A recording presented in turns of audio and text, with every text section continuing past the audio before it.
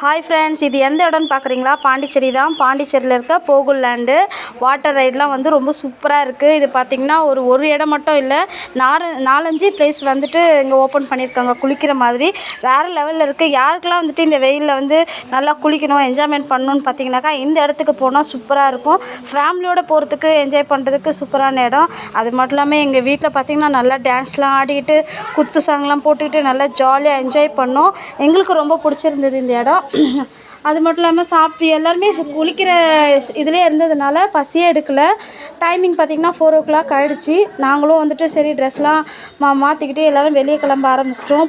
செம்ம பசி பார்த்திங்கன்னா சாப்பாடெலாம் காலி ஆகிடுச்சி. அதுக்கப்புறம் ஒரு ரெஸ்டாரண்ட் போனோம்.